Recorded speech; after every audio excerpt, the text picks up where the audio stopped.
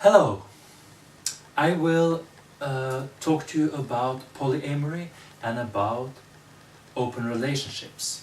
And by the end of this speech, you should be able to know what polyamory means and what is an open relationship. And you should also be able to distinguish between the two. In this little speech, we shall also look at some of the challenges that might come to you if you choose such a lifestyle, and you might also get one or two hints what might make it work. So let's begin with some examples, and we start with George and Lisa. They've been together for 10 years, they are happy with each other, and still they want something more. So they find out what they want is to have at least sexual relationships or loving relationship with other people. So after discussing this, looking at what they want, they say, okay, Lisa, says George, you can have a relationship with other people, and Lisa says the same thing to George. And they make their agreements that they want a don't ask, don't tell policy. What happens outside the house stays outside the house. And this is the main thing, except other things like safer sex and so on. That's also part of it. But in this case, the important thing is what happens outside the house stays outside the house. Now, on the other hand, we have another relationship which consists of Ray and Kate and Sarah. So these three are together, and this is what we could call a triad. A triad means like three people where everybody is loving each other. So well, they live in the same house, they sleep in the same bed, or whatever arrangement fits this trio. Perhaps one of them is snoring and sleeping alone, but whatever, all three of them are in love with each other. And they live in the same house. So in this case, I don't think that it would work very well with a don't ask, don't tell policy. So these two relationships, what do they have in common? Well, they are non-monogamous. And non-monogamous means that they are not based on the number 2. Or at least they are more than 2 in these relationships. They are also what you could call responsible non-monogamy, which means that they have agreed upon what they would do, so there's a mutual consent here, and it is not cheating as long as they stick to whatever they have agreed upon.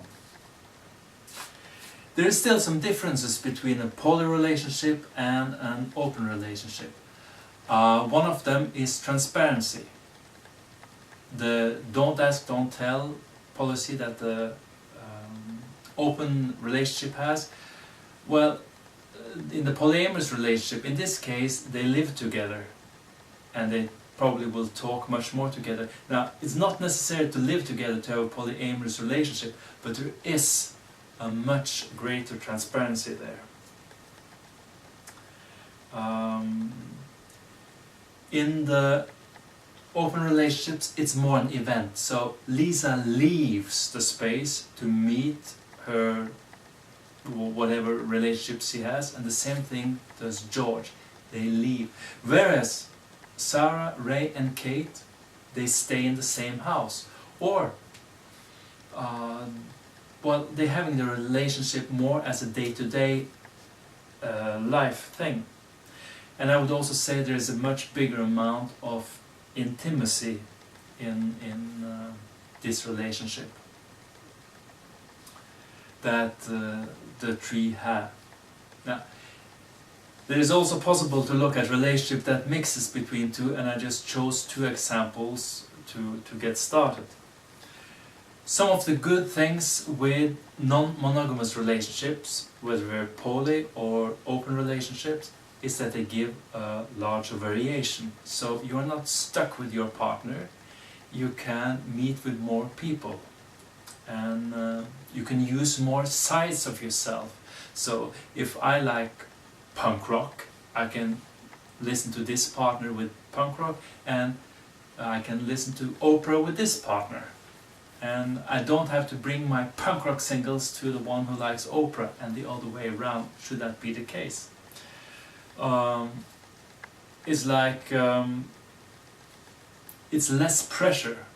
In this kind of relationship, if I were in a relationship with you, you would not be the one who were to make me happy, just the same way as I would not be the only person responsible for your happiness.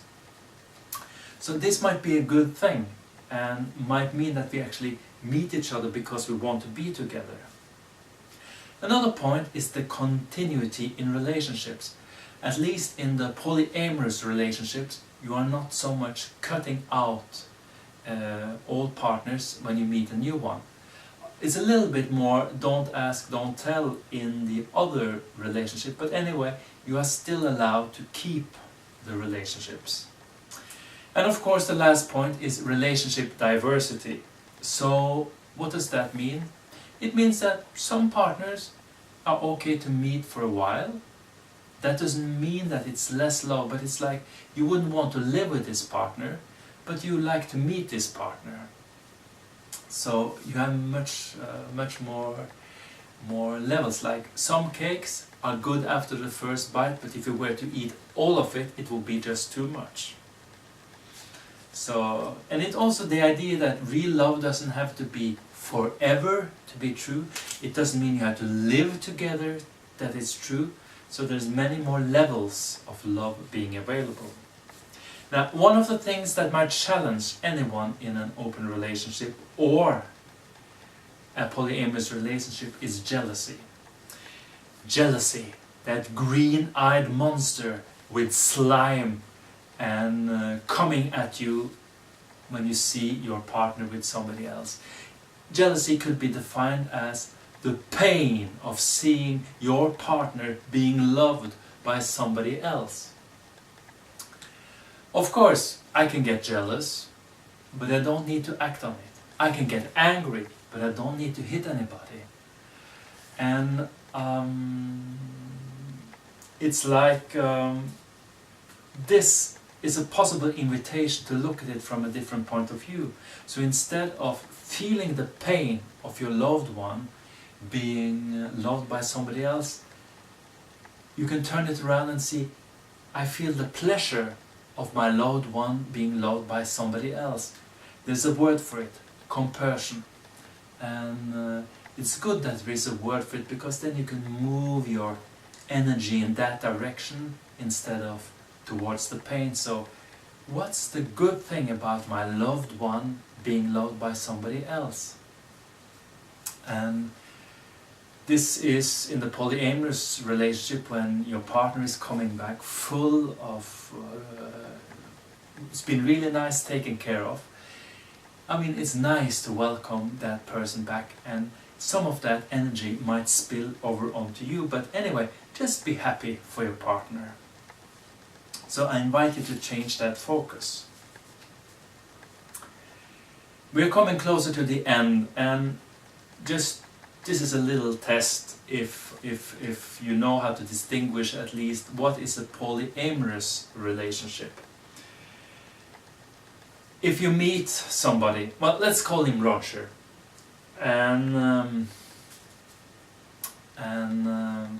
this person say, hello, I'm polyamorous.